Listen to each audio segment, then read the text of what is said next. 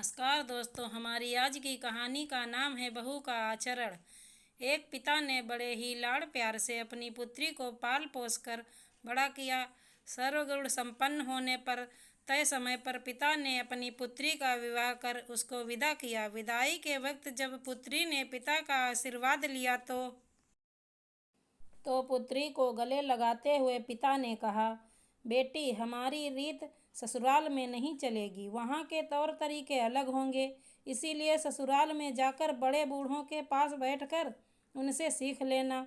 बेटी जब बहू बनकर ससुराल पहुँची तो उसने देखा उसके पति के अलावा घर में उसकी सासू माँ और एक दादी सास थी।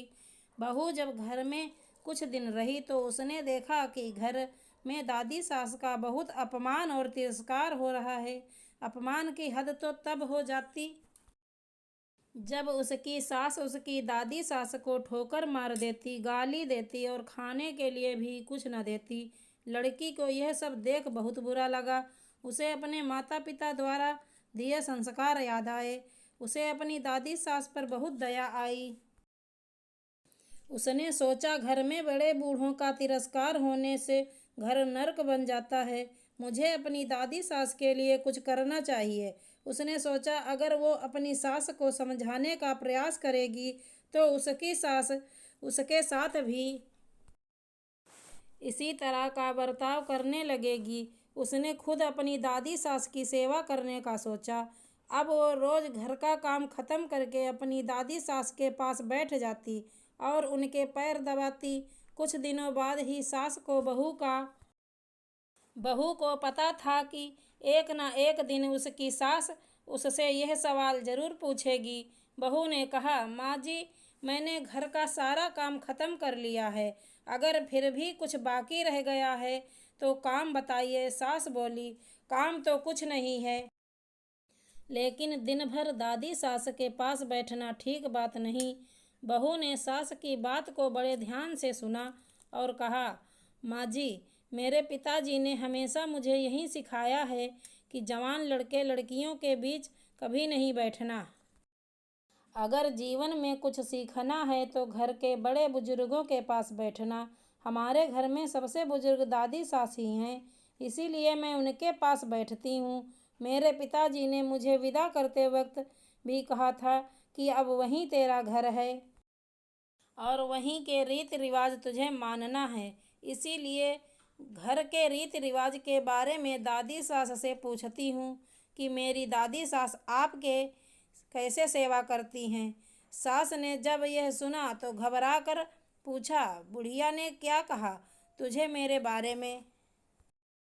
बहू ने बड़ी ही चतुराई और शालीनता के साथ जवाब दिया, माँ जी, दादी सास कह रही थी कि अगर तेरी सास मुझे गाली नहीं दे और ठोकर नहीं मारे तो मैं सेवा ही मान लूँ। बहू की बात सुनकर सास ने बहू से पूछा, क्या तू भी मेरे साथ ऐसा ही करेगी?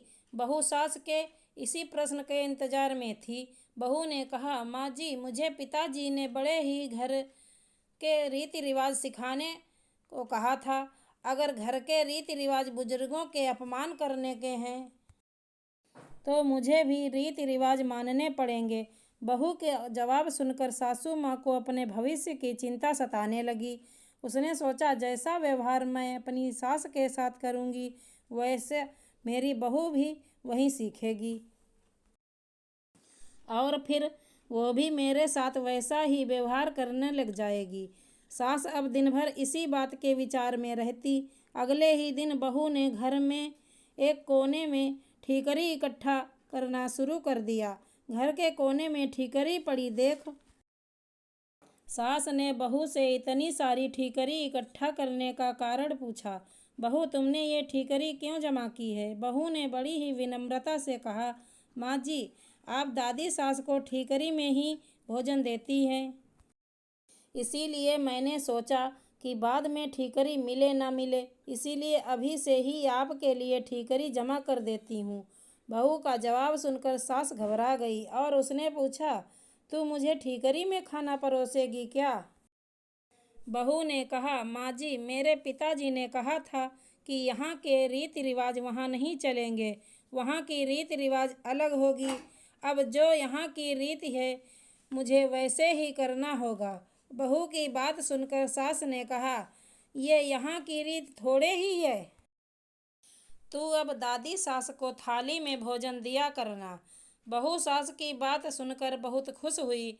बहू की चतुराई से अब दादी सास को थाली में भोजन मिलने लगा। अगले दिन बहू ने देखा कि घर में सबके खाना खाने के बाद बचा हुआ खाना बूढ़ी दादी सास को दिया जाता था। बहू उस खाने को बड़े गौर से देखने लगी। बहू को इस तरह खाने को देखने पर सास ने पूछा, बहू क्या देखती हो? बहू ने कहा, सीख रही हूँ घर में बूढ़ों को क्या खाने को दिया जाना चाहिए।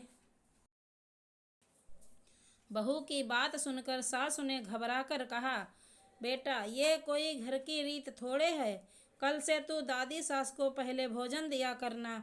बस अगले दिन से ही दादी सास को बढ़िया भोजन मिलने लगा। धीरे धीरे बहू ने सास की सारी आदतों को बदल दिया। अगर बहू अपनी सास को उपदेश देती कि उन्हें बड़े बूढ़ों के साथ इस तरह का व्यवहार नहीं करना चाहिए, तो सास उसकी बात कभी नहीं मानती। इसीलिए आज की युवा पीढ़ी को चाहिए कि उपदेश देने के बजाय खुद के आचरण में सुधार करना चाहिए। इसीलिए कहा गया है, बातों का असर नहीं पड़ता, आचरण का पड़ता है। आज की कहानी कैसी लगी? धन्यवाद दोस्तों।